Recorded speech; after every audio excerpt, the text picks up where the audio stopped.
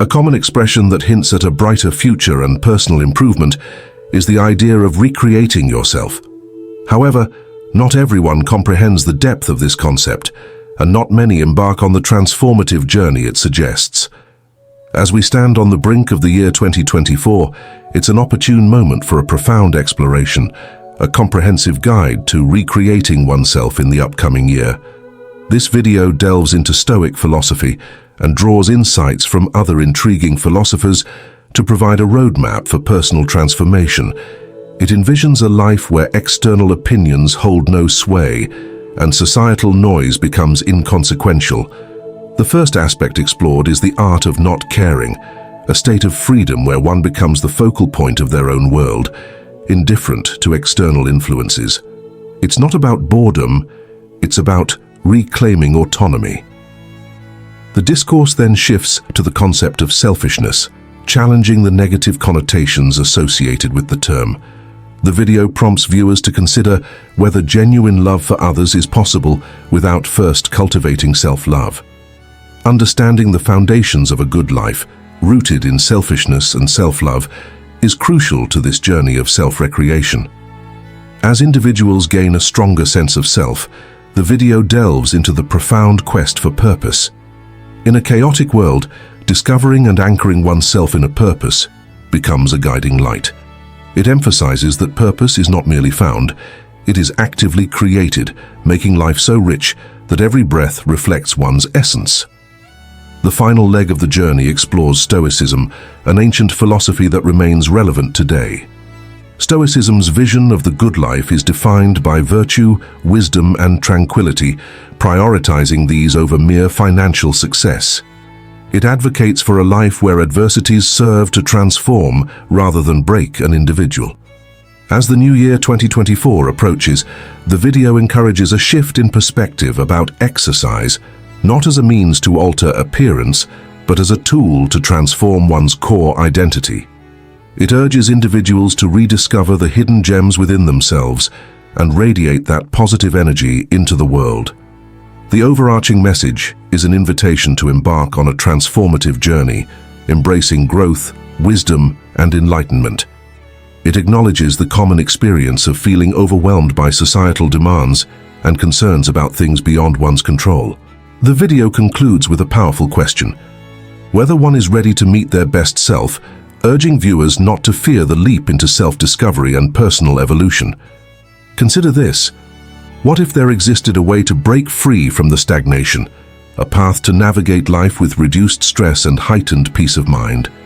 Today we are delving into a philosophical approach that holds the promise of leading to a happier and more fulfilling existence: the art of not caring. This approach does not advocate for complete detachment or apathy. Instead, it encourages us to direct our care and attention to what truly matters, focusing on elements within our control and letting go of the rest. In this exploration, we embark on a journey through the wisdom of various ideologies and the teachings of philosophers who have paved the way. This is not a mere academic exercise. It encompasses the calming philosophy of Buddhism, the invigorating principles of Stoicism, the existential courage of Søren Kierkegaard, the hedonic calculus of Epicurus, the life-affirming ideas of Taoism, and the individualistic essence of existentialism. Real-life cases and applications of these philosophies are examined, illustrating how the art of not caring, when practiced thoughtfully, can lead to increased happiness, diminished fear, and a more wholesome life overall. But what does it truly mean to not care in a philosophical sense? It doesn't imply complete detachment or apathy. Instead, it signifies liberating ourselves from societal pressures, fears of the unknown, concerns about uncontrollable aspects, and stress over external opinions. The essence of the art of not caring lies in understanding our limitations and choosing where to direct our attention. It revolves around hard work, enthusiasm, and learning to be comfortable with uncertainty, relishing the present moment with joy. If you've ever felt the weight of the world on your shoulders, yearn to let go of hindering worries, or are intrigued by various philosophical perspectives on happiness, you're in the right place. By the end of this philosophical journey, the hope is that you'll gain a fresh understanding of how to navigate life's ups and downs with calmness, peace, and a clear mind.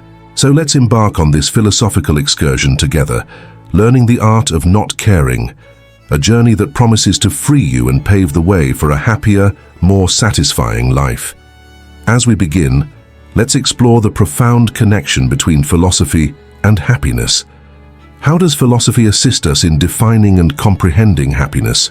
Philosophy, often described as the pursuit of knowledge and love of wisdom, delves into fundamental questions about existence, reality, information, values, reason, and, significantly for our discussion, happiness. Throughout history, philosophers from diverse times and cultures have sought to answer the question of what happiness is and how it can be attained. From ancient Greek philosophers to modern thinkers, the primary objective of philosophical inquiry has consistently been to uncover the means to achieve happiness. While happiness may seem like a straightforward and universally applicable concept, a closer examination reveals its multifaceted and deeply personal nature. What brings us happiness is largely shaped by our individual experiences, cultural influences, and societal expectations. However, when we view happiness through the broader lens of philosophy rather than a specific viewpoint, its meaning becomes more expansive and dynamic. How do various intellectual perspectives perceive happiness? Let's start with the Greeks. Aristotle, one of the most influential philosophers, proposed that happiness was more than a fleeting emotion or momentary joy. He introduced the concept of eudaimonia, often translated as well-being or the good life. For Aristotle, happiness entailed living a virtuous and wise life, realizing one's full potential and making a positive impact on the world. It wasn't about the pursuit of momentary pleasures, but rather about cultivating an inner life of fulfillment. Epictetus, on the other hand, had a different perspective. According to him, happiness involved the pursuit of pleasure and the avoidance of pain. However, Epicurean philosophy did not endorse selfish excess. Epictetus emphasized the simple, natural joys of life, such as peace of mind, friendship, and intellectual pursuits. Philosophers like Jeremy Bentham and John Stuart Mill, who lived during the 17th and 18th centuries in the Age of Enlightenment, were utilitarians. They believed that happiness was about maximizing the well-being of as many people as possible, forming the basis of their moral and ethical principles. Arthur Schopenhauer, a German philosopher from the 1800s, held a less optimistic view. He believed that life was inherently painful, and happiness was merely the absence of suffering. According to Schopenhauer, reducing our desires could minimize pain and sadness, reshaping our understanding of happiness. Moving into the 20th century, existentialists like Jean-Paul Sartre and Albert Camus asserted that life lacks inherent meaning. Each individual must find their own purpose and happiness, challenging societal norms and advocating for sincerity and personal freedom. Eastern philosophies such as Buddhism propose a different approach. Buddhism suggests that the path to happiness involves letting go of desire and attachment, leading to inner peace and enlightenment. These diverse philosophical viewpoints highlight that happiness is not a one-size-fits-all concept. Beliefs, decisions, and perspectives vary among individuals, emphasizing the interconnectedness of what we believe, the choices we make, and how we perceive the world. People follow different beliefs. Some seek virtue, others pursue pleasure, freedom, or spiritual growth. In exploring the art of not caring, it becomes essential to find a balanced and deliberate approach to caring about the things that truly matter.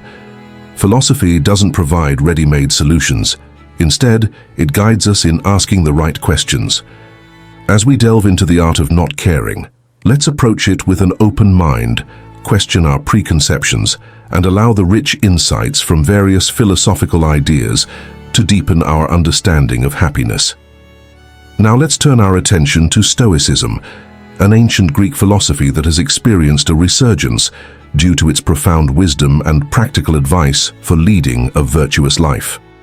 Stoicism, initiated by Zeno of Citium in the early 3rd century BC, emphasizes self-discipline, virtue, and reason in ethical philosophy. The core tenet of Stoicism is that we cannot change external events, but we can control our reactions to them.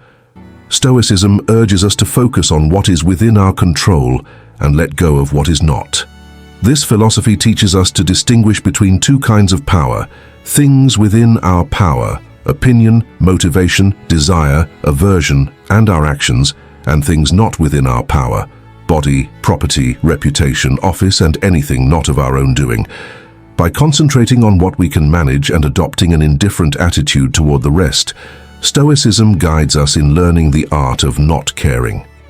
This does not advocate laziness or neglect of responsibilities. Rather, it encourages us to identify what truly deserves our attention and care. Choosing not to be upset by things beyond our control helps maintain inner peace and aligns us with the natural order of the world, a central concept in Stoicism. An exemplar of the skill of not caring can be found in Marcus Aurelius's Meditations as a Roman Emperor. Marcus Aurelius had a lot of power and influence, but his works show that he knew that these things are temporary. As he put it in writing, "Very little is needed to make a happy life. It is all within yourself in your way of thinking." He often stressed the value of inner peace and tranquility over external accomplishments or praise, showcasing the Stoic way of not caring about things we can't change. In his writings, Seneca, another important Stoic writer, gives more examples of this idea. He taught us not to be overly affected by adversity or overly ecstatic about success, and to stay unaffected by external circumstances. In a message he wrote, "True happiness is to enjoy the present without anxious dependence upon the future, not to amuse ourselves with either hopes or fears, but to rest satisfied with what we have, which is sufficient, for he that is so wants nothing." By following Stoic principles, we learn not to worry about how our lives are changing all the time, and instead focus on improving our character, wisdom, and virtue. We learn to be happy with what we have, not caring about what other people do, and at peace with the world. Not caring about anything, in the Stoic sense, is not the same thing as being indifferent to it. Instead, it means knowing where to focus our care and attention for a happy and peaceful life. From the Stoic school of thought, we now go to Epictetus's garden. Epictetus, a Greek philosopher from antiquity, who established the Epicureanism school of philosophy, has another viewpoint on the art of not caring. Despite what many people think, Epicureanism is not about enjoying physical joys or living a fancy life. It's about living a life of tranquility, freedom, and friendship. Not all pleasures are worth seeking, according to Epicurus. He made a distinction between kinetic pleasures, which come from gratifying a desire, and katastatic pleasures, which come from a state of contentment when we are not experiencing pain or desires.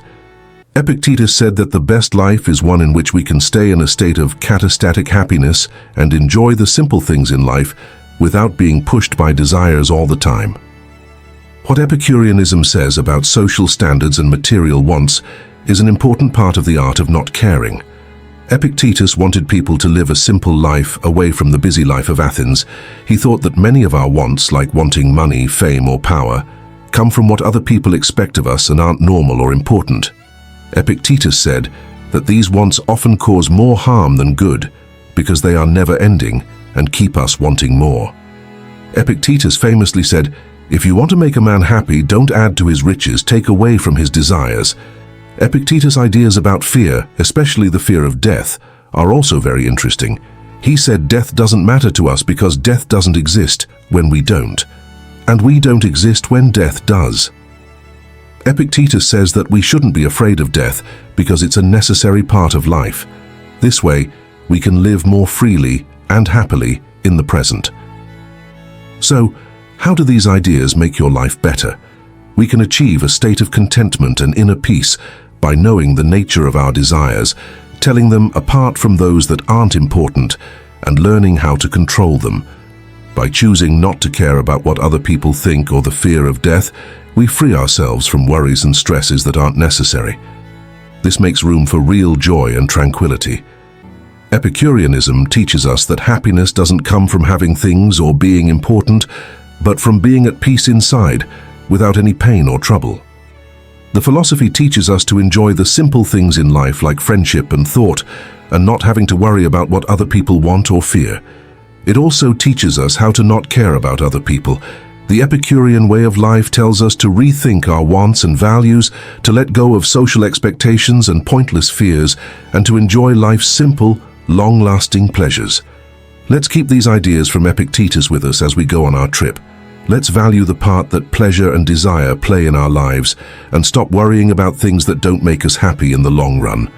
As we continue our philosophical study of the art of not caring, we visit Denmark in the 1800s and meet Søren Kierkegaard, who is generally seen as the founder of existentialism.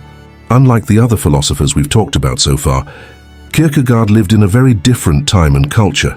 Kierkegaard's existential philosophy is all about the person, their feelings, their freedom, their choices, and their subjective life.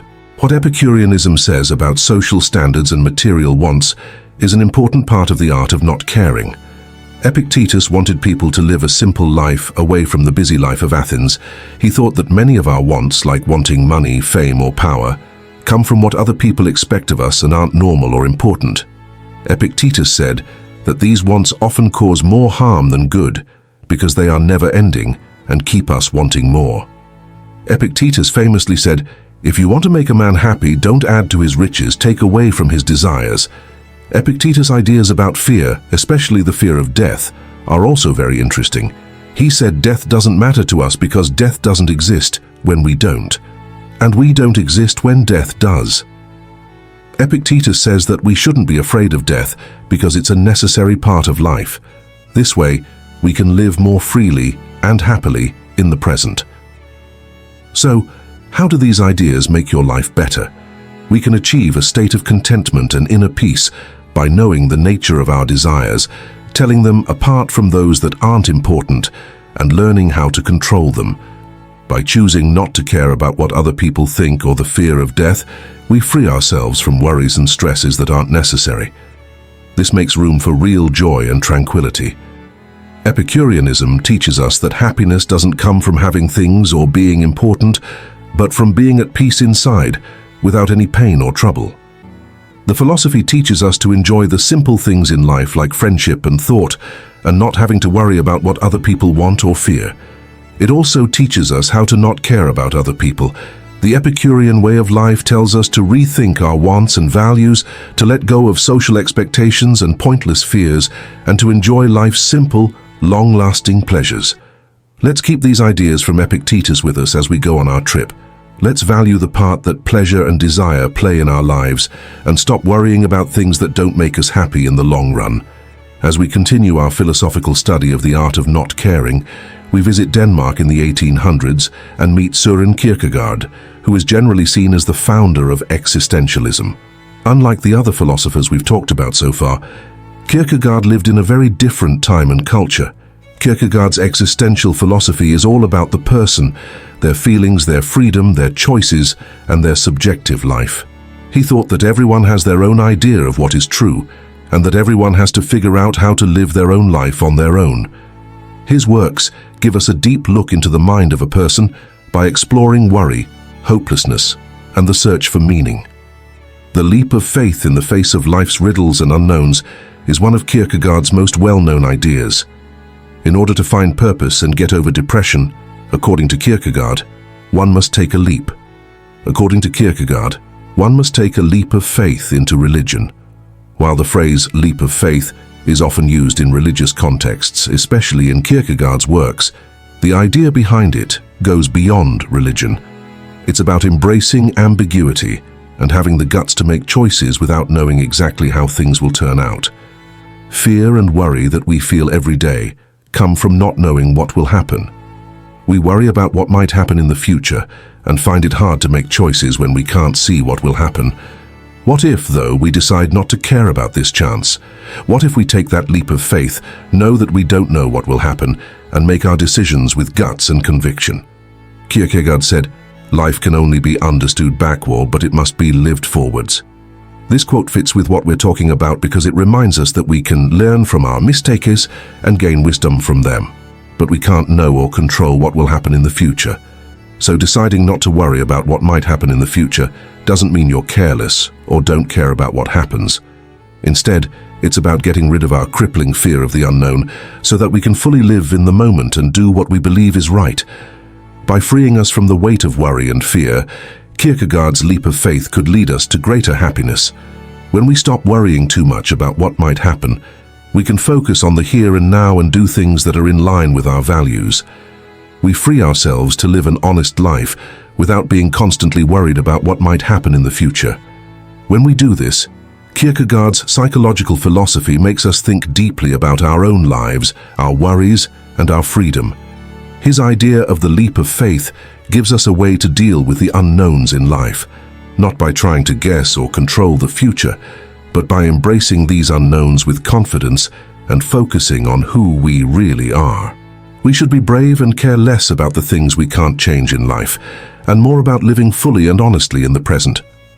From the busy streets of Denmark in the 1800s, our intellectual journey takes us to ancient India, where Siddhartha Gautama, better known as the Buddha, created Buddhism, a deep philosophy and a way to spiritual awakening. Buddhism is a non-theistic religion that has a special view on happiness, pain, detachment, and how to stop worrying about things that are temporary and will not last. Buddhism has a different idea of what happiness is than many Western schools of thought. Buddhism doesn't think of happiness as pleasure or getting what you want. Instead, it sees real happiness as a deep, long-lasting state of well-being and contentment that comes from inner peace and wisdom. This happiness isn't affected by outside factors, and anyone can get it by being aware, acting in an honest way, and knowing how reality works. The Four Noble Truths are very important to Buddhism. They explain what pain is, why it happens, how to stop it, and the way to do that. According to what the Buddha taught, pain comes from tanha, which means a strong desire for something other or more than what is. We want these things because we don't know that reality is really made up of changeable things. Dissatisfaction and not-self lead us to the Buddhist ideals of detachment and non-attachment, which are very important for knowing how to not care. In Buddhism, detachment doesn't mean ignoring or avoiding life's events. Instead, it means having a deep knowledge of and acceptance of the fact that everything changes. It means letting go of people, things, events, and even ideas because you know they can change and disappear. Not being attached to things, events, or ideas is the same thing as being detached. It means not having to hold on to them all the time. We can fully experience life as it happens when we practice non-attachment. We can feel joy, sadness, happiness, and pain without being controlled by these fleeting emotions. We learn to really care about life without being tied down by it. We are not rejecting or devaluing things that change or disappear when we don't care about them. Instead, we are learning to connect to them in a better way, fully feeling and enjoying them while they last but not suffering when they change or disappear. When you apply this way of thinking to your life, you can find deep peace and happiness inside. It helps us enjoy the beauty of the seasons without getting caught up in the storm of desire, dislike, or fantasy. It's said that you only lose what you cling to. This simple but profound saying sums up the core of Buddhist detachment and non-attachment. It tells us to let go and stop worrying too much about things that are temporary and hard to understand. By doing this, we remove ourselves from a lot of the pain we cause ourselves and make room for a deeper, longer-lasting kind of happiness. Buddhist teachings, which go deep into the nature of reality and the mind, can help you learn how to not care. We can learn to live a more peaceful, clear, and free life by learning and applying the ideas of detachment and non-attachment. Let us remember the Buddha's wisdom as we continue our search. Remember that everything can change, and that if we don't hold on to things that are temporary, we can find inner peace and happiness that lasts. In the end, isn't that what we all want? We are now back in Europe, this time in Germany in the late 1800s, where we meet Friedrich Nietzsche, one of the most important and controversial philosophers of all time. Friedrich Nietzsche gave us a strong way to look at the art of not caring. He was famous for his attacks on traditional morals and his philosophy of life affirmation. Nietzsche's philosophy is based on the idea of life reinforcement, which he thought was the best thing about being human. Nietzsche said that to support life is to accept it as it is, with all of its problems, doubts, and conflicts. It involves accepting life with a sense of joy, wonder, and imagination rather than in a passive or resigned manner. It's easy to see how Nietzsche's ideas about social rules and the art of not caring fit in with this philosophy of life affirmation. Nietzsche thought that traditional morals and social rules often keep people from living fully and honestly. He didn't like the idea of group morals, which says that good and bad are the same for everyone. Nietzsche thought that not caring about social rules and standard morals wasn't the same as being indifferent or apathetic. He thought that it was about self-overcoming, which is the process of going beyond conditioned behaviors and beliefs to find your values. When we don't care about what other people think of us, we can start to question, criticize, and finally get rid of these ideas. This lets us write our own moral code and decide for ourselves what is important, useful, and satisfying. This is where the idea of the Übermensch, which is also known as the Overman or Superman, comes up.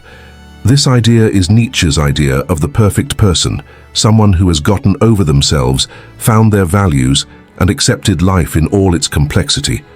The Übermensch is the idea that you don't have to care about traditional morality. Instead, you should enjoy life with all of its chaos and confusion and make your own morals. In Thus Spoke Zarathustra, Nietzsche said, "I teach you the Overman. Man is something that shall be overcome. What have you done to overcome him?" These strong words are a call to action. They make us think, question, and make things. They tell us that we can get through hard times and become the people we really are. In our quest to learn how to not care, what does Nietzsche's philosophy have to offer? It makes us think about how we relate to social rules and traditional morals. As a result, it tells us not to let these outside standards limit who we are, but to instead set our values and accept life as it is. We explored the existentialist perspective, emphasizing the importance of finding individual purpose and meaning in a seemingly indifferent world. Moving further, we delved into the wisdom of Eastern philosophies, particularly Buddhism, which teaches the art of not caring through detachment and non-attachment. We encountered Kierkegaard's notion of a leap of faith, urging us to embrace uncertainty and make choices without fearing the unknown. Nietzsche's life affirmation philosophy encouraged us to overcome societal norms, set our own values, and accept life with joy and wonder. Now, as we transition from theoretical understanding to practical application, let's reflect on the following steps to incorporate the art of not caring into our everyday lives. Distinguish what you can control. Separate aspects of your life into things you can control, thoughts, feelings, actions, and things you can't, external events.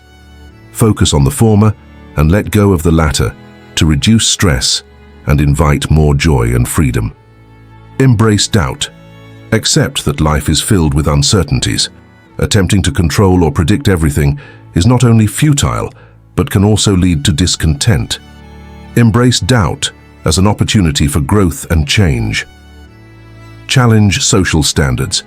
Evaluate the societal norms and standards that may be causing stress in your life. Consider whether they align with your values and goals. Not caring about these standards doesn't mean neglecting responsibilities. It's about reclaiming the freedom to choose your own path. Accept the silly side of life. Acknowledge the inherent folly in life. Instead of seeking meaning or approval from others, focus on creating your own meaning. Find joy in your journey, whether through hobbies, relationships, or personal growth. Practice mindfulness. Cultivate mindfulness by being fully present and non-judgmental in the current moment. Practice sitting in silence, paying attention to your breath. Develop a sense of present acceptance and non-attachment to enhance your ability to not care. Remember, the journey of not caring is an ongoing process that requires patience, courage, and self-compassion. Moments of uncertainty or fear are natural, and it's okay to experience them. Instead of fighting these feelings, learn from them and let them guide you on the path to a more mindful and fulfilled life. As we conclude this exploration of the art of not caring, let's carry these insights forward, striving to be brave, kind to ourselves, and ready to embrace the entirety of the human experience. The journey continues, and it's not about reaching a final destination, but about living authentically and fully in each moment. Self-actualization is about realizing personal potential, self-fulfillment, and seeking personal growth and peak experiences. It involves the desire to become the most that one can be. Maslow believed that self-actualized individuals share certain characteristics such as autonomy, authenticity, creativity, and a sense of purpose. These individuals are motivated by a desire for personal growth and fulfillment rather than external rewards. In the context of our discussion on self-love and healthy selfishness, Maslow's emphasis on self-actualization aligns with the idea that loving oneself is essential for reaching one's full potential. Maslow saw self-love as a necessary component for the highest level of psychological development. Next, let's explore the perspectives of existentialist philosophers, particularly Jean-Paul Sartre and Albert Camus. These thinkers delved into questions of meaning, freedom, and responsibility, providing valuable insights into the relationship between self-love and existential freedom. Jean-Paul Sartre, a French existentialist philosopher born in 1905, emphasized the concept of existence precedes essence. He argued that human beings are condemned to be free, meaning that we are responsible for creating our own essence or meaning in life. Sartre's philosophy encourages individuals to take responsibility for their choices and to define their own values. In the context of self-love, Sartre's ideas suggest that loving oneself involves embracing the freedom to make choices and take responsibility for those choices. Self-love, according to Sartre, is not about conforming to external expectations, but about authentically choosing one's values and actions. Albert Camus, another influential existentialist philosopher born in 1913, explored the theme of absurdity in human existence. Camus argued that life is inherently absurd, and the search for meaning in an indifferent universe is a fundamental human dilemma. For Camus, self-love involves accepting the absurdity of life and finding meaning in the act of rebellion against this absurdity. Rebel individuals, according to Camus, embrace their freedom and create their own values in the face of a meaningless world. The existentialist perspective, as presented by Sartre and Camus, contributes to our understanding of self-love by emphasizing the importance of personal responsibility, authenticity, and the creation of meaning. Loving oneself in this context involves the courageous act of defining one's essence in the face of life's inherent uncertainties and absurdities. Now let's turn our attention to Friedrich Nietzsche, whose philosophy, while not strictly existentialist, shares some common themes with existential thought. Nietzsche's emphasis on life affirmation, the will to power, and overcoming societal norms provides a unique perspective on the relationship between self-love and healthy selfishness. Friedrich Nietzsche, a German philosopher born in 1844, critiqued traditional morality and championed the idea of the Übermensch or Overman. Nietzsche encouraged individuals to overcome societal values and create their own values based on personal strength and affirmation of life.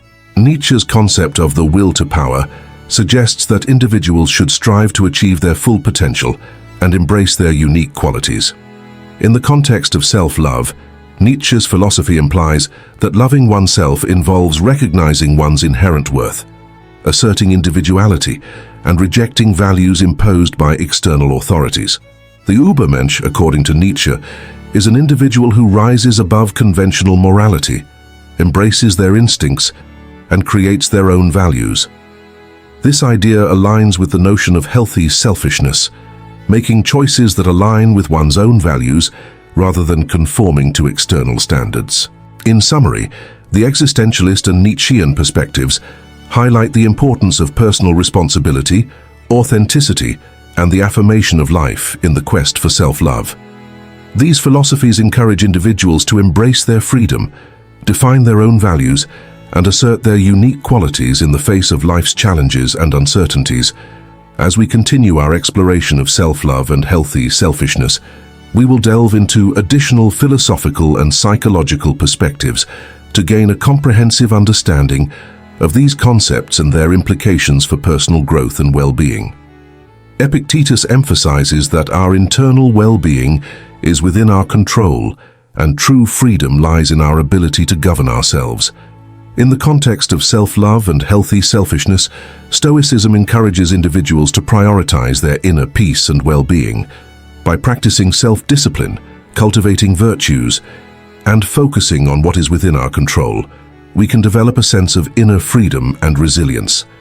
Epictetus also emphasizes the importance of accepting things beyond our control with equanimity. This acceptance does not mean resignation, but rather a recognition that our reactions and attitudes are within our control.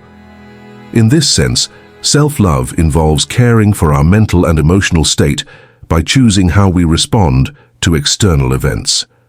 Now let's explore the teachings of Buddha, whose insights on detachment and non-attachment have profound implications for self-love and the concept of letting go. Buddha, also known as Siddhartha Gautama, was a spiritual teacher who founded Buddhism in the 6th century BCE. One of the central teachings of Buddhism is the Four Noble Truths, which outline the nature of suffering and the path to liberation from it. The third noble truth emphasizes the cessation of suffering by letting go of craving and attachment. Buddha's teachings on non-attachment align with the idea of healthy selfishness and self-love. By recognizing the impermanence of all things and practicing non-attachment, individuals can free themselves from unnecessary suffering. In the context of self-love, Buddha's teachings suggest that loving oneself involves letting go of attachments to desires, possessions, and outcomes. The practice of non-attachment allows individuals to find inner peace and contentment, regardless of external circumstances. Buddha's emphasis on mindfulness and awareness also plays a crucial role in self-love. By being fully present in the moment, individuals can cultivate a deep understanding of themselves, their thoughts, and their emotions. Mindfulness practice provides a path to self-discovery and self-acceptance.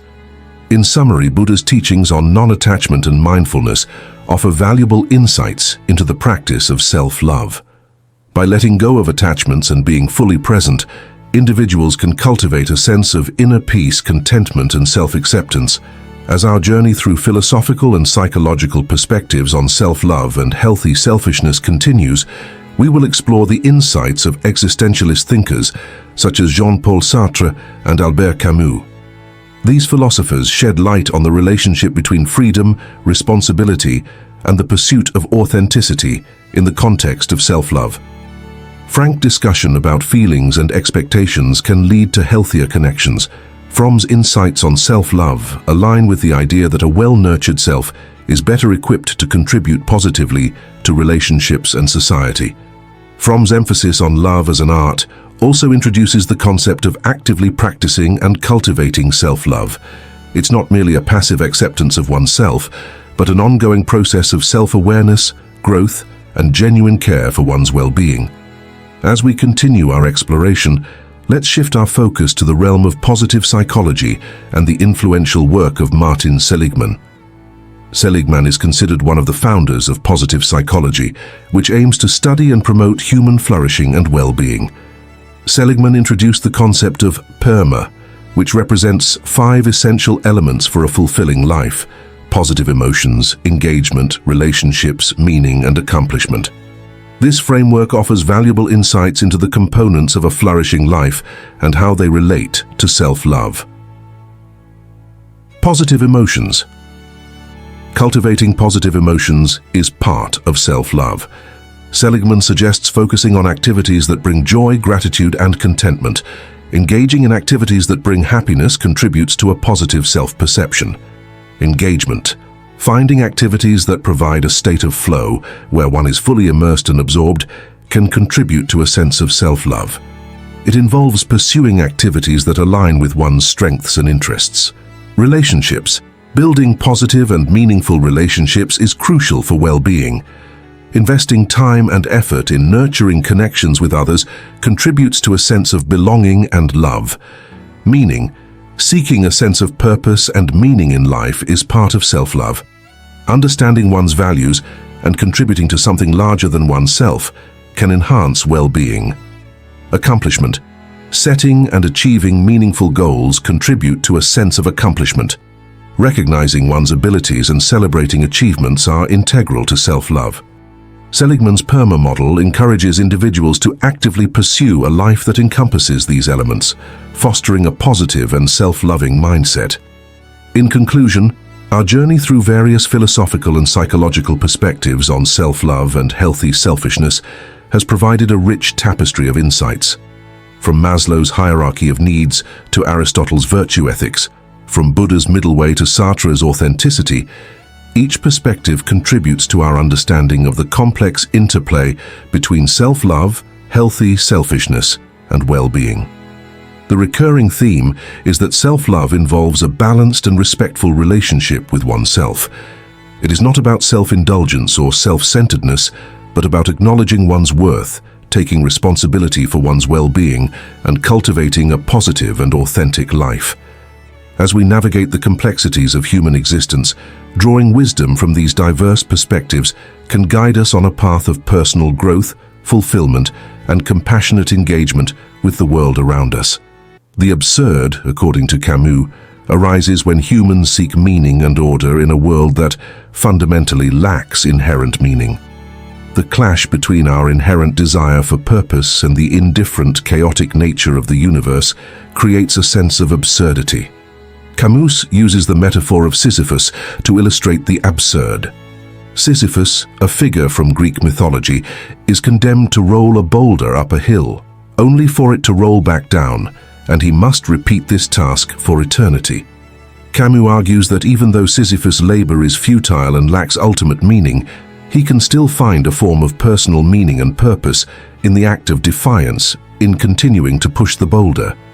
In The Stranger, L'étranger, one of Camus' most famous novels, the protagonist, Meursault, exemplifies the absurd hero. Third, connect with nature. Spend time outdoors and appreciate the beauty and order in the natural world. By aligning ourselves with the rationality of nature, we can find guidance and peace in our lives.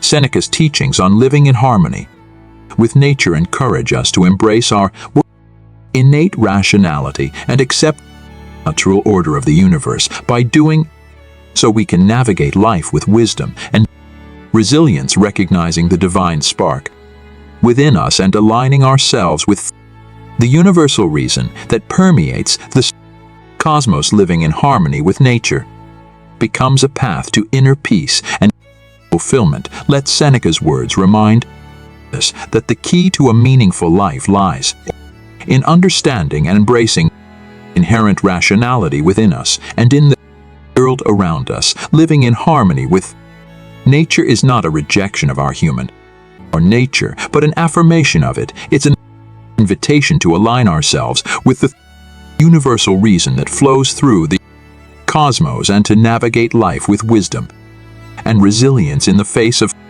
uncertainty and change. So as we continue our journey through the wisdom of Seneca, let us strive to live in harmony with nature by embracing our own rationality and by accepting the natural order of the universe. May we find inner peace, fulfillment by aligning ourselves with the divine spark within us and navigating life with wisdom and grace. Seneca's teachings offer us timeless insights that resonate across generations. His wisdom on topics such as adversity, virtue, and the pursuit of inner peace provides us with guidance on how to navigate the complexities of modern life. In this series, we have explored Seneca's thoughts on various aspects of life, from the importance of philosophy and the pursuit of wisdom to the role of adversity in shaping our character and the significance of cultivating virtue. We have delved into Seneca's reflections on anger and emotions, learning how to manage them with reason and self-awareness.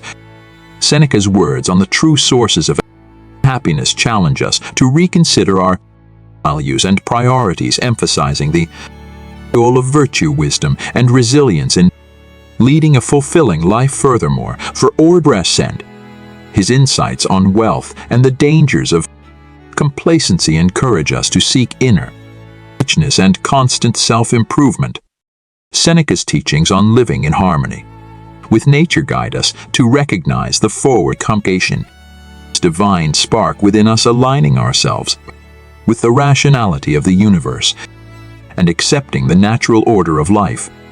As we conclude this journey through Seneca's wisdom, let us reflect on how his teachings can be applied in our own lives. How can we incorporate Stoic philosophy into our daily existence to cultivate virtue, navigate challenges, and seek true fulfillment? May Seneca's timeless insights continue to inspire us on our journey towards a life of wisdom and inner peace, discovering serenity in the impermanence of existence and cherishing the present moment, while also coexisting harmoniously with nature, involves acknowledging our interconnectedness with others and the broader world. Analogous to the delicate balance of elements in nature, we are integral parts of a larger community encompassing fellow humans, other creatures, and the environment. Living in harmony with nature necessitates cultivating healthy relationships, making positive contributions to our communities, and treating the environment with reverence.